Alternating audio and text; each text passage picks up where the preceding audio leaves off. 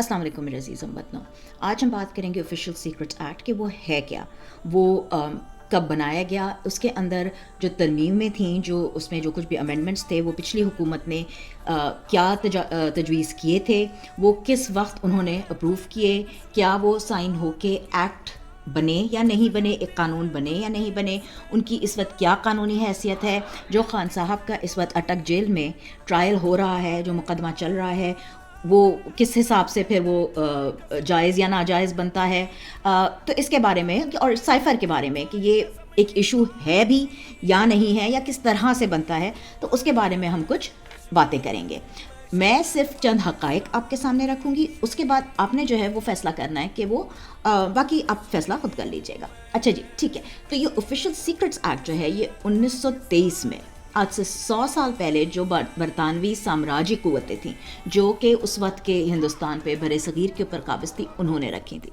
और उन्होंने ये क्यों बनाया था? इन्होंने वो इसलिए बनाया था ताकि जो उस वक्त आज़ादी के लिए लड़ रहे थे, जो हिंदुस्तान पाकिस्तान के लिए जो आज़ादी के लिए जो जंगें हो रही थी, जो उसके लिए जो लोग लड़ते थे, जो उसके लिए हक़ के लिए, सच के लिए, अपनी आज़ादी के लिए आवाज़ उठाते थे, उनको क़ैद करके रखने के लिए, ताकि अगर उनको ऐसा लगे कि कहीं पे कोई साजिश हो रही है, जो कि वो कहते हैं ना कि जिसको एक इंसान की साजिश जो होती है वो दूसरे की आज़ादी की तहरीक होती है, तो वो उन्होंने उस वक्त के लोगों के उनके जो लॉ, जो उनको राइट्स मिलती हैं कानूनी तौर पे, उनको कर्ब करने के लिए बनाए थे।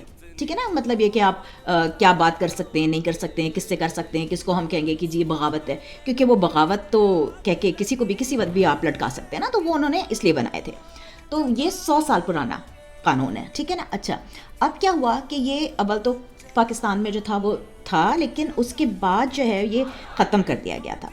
फिर इसको जो है वो दोबारा से लाया गया था जब 1914 में दिसंबर में, जो बहुत ही बुरा हो गई, बहुत ही हमारी तारीख़ का बहुत ही काला दिन, जो एक सानहा था पेशावर में, जो आर्मी पब्लिक स्कूल वाला था, उस वक्त इनके जो लोग थे उनको ट्राई करने के लिए, उनके पर कानूनी कार्रवाई करने के लिए आया था। और दिसंबर 2019 में ये कानून दोबारा ऑब्सोलीट हो गया था, ये कानून फिर ख़त्म कर दिया गया था, ठीक है ना। अच्छा, अब जो ये हुकूमत थी पिछली, इनके कोई 6-8 लोगों ने, 10 साढ़े 10 लोगों ने मिलकर जो है वो ये एक बिल जो है वो सेनेट में पास कर दिया, ठीक है। और इन्होंने उसमें कुछ नए कवानीन, कुछ नए इंसर्शंस डाले थे, ठीक है, जो कि सेनेट की स्टैंडिंग कमेटी ने अगस्त 6 को और फिर नेशनल असेंबली ने 8 अगस्त को इनको पास कर दिया था, ठीक है ना। अच्छा, सबसे जो है ना वो इसमें एक फ्रेज़ है जो मैं आपको कहूँगी, एक फ़िक्रा जो है, कॉग्निसेबल एंड बेलेबल ऑफेंसेस की बात हो रही है। कॉग्निसेबल का ये मतलब है कि जो है वो FIR क्या होता है, जब FIR कटती है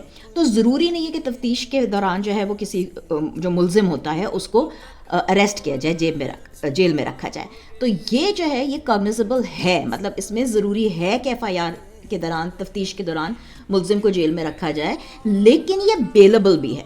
इसका मतलब है कि बेल हो सकती है कि जो भी मुल्ज़िम है वो जेल में रहना उसका ज़रूरी नहीं है, ठीक है ना। अच्छा, अब ये जो बिल में जो अमेंडमेंट्स हुई थी जो इसके अंदर, तो वो उसमें उन्होंने कहा था कि जो एक इंसान, जो भी कोई बंदा है जिसको गिल्टी होगा, जिसको कि वो क्या करेगा, अगर वो किसी पब्लिक ऑर्डर, वो जो 3MP हो, वो भी वही ना पुराना बरतानवी ज़माने का जो अंग्रेज़ों का कानून था, कि उसमें कि अगर उसने किसी को कहा कि नहीं जी, किसी किस्म की उसने लोगों को भड़काने की कोशिश की, लोगों को एक साथ जमा करने की कोशिश की, प्रोटेस्ट करने की कोशिश की, एहतजाज करने की कोशिश की स्टेट के या हुकूमत के ख़िलाफ़, ठीक है ना, तो ये फिर डेमोक्रेसी तो नहीं हुई।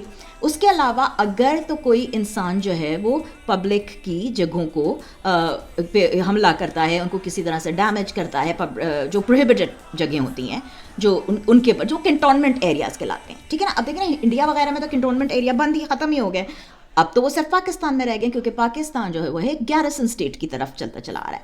तो वो जो है वो इनडायरेक्टली वो आप जो है वो दानिस्ता या गैर दानिस्ता तौर से अगर वो दुश्मनों को किसी तरह से वो फ़ायदा पहुंचाता है, तो वो उसको भी इस आर्टिकल के अंडर सज़ा दी जा सकती है। अच्छा, इस बिल में ये है कि उसको एक स्पेशल कोर्ट के अंदर ट्राई किया जाएगा, नॉर्मल जो अदालत होती है उसके अंदर नहीं होती है, और ये जो इसका फ़ैसला होता है वो उसकी जो सारी हेयरिंग्स हैं, वो सारी जो इनकी सुनवाई जो है वो 30 दिन के अंदर मुकम्मल हो जाएगी, ठीक है ना। तो ये بات تھی. اچھا تو سب سے پہلے تو میں آپ کو یہ بتا دیتی ہوں کہ یہ قانون جو تھا نا، یہ پاس ہونے کا جو دعویٰ کیا گیا تھا، جعلی دعویٰ، وہ ہوا تھا 17 اگست کو.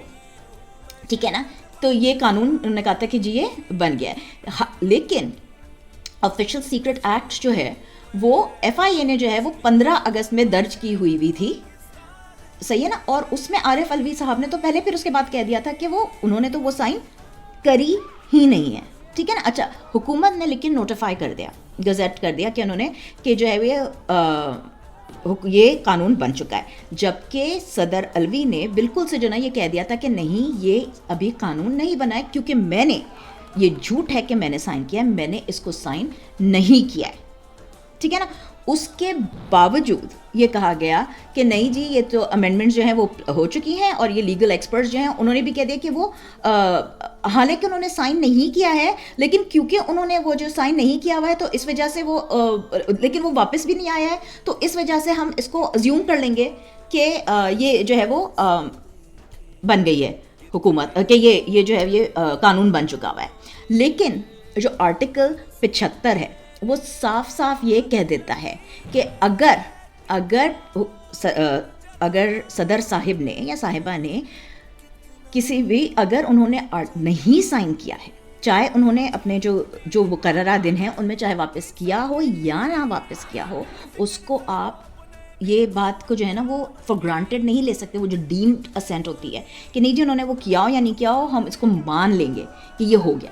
تو ایسا نہیں ہو سکتا ہے. آرٹیکل 75 بالکل صاف صاف یہ بات کہتا ہے. ٹھیک ہے نا.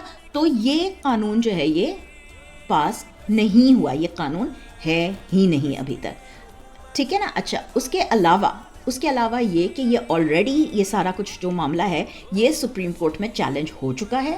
سپریم کورٹ کے پاس یہ کیس چل رہا ہے. تو اس کا یہ مطلب ہے کہ ابھی تک یہ فیصلہ ہوا ہے ہی نہیں کہ یہ آیا کہ یہ قانون ہے یا قانون نہیں ہے.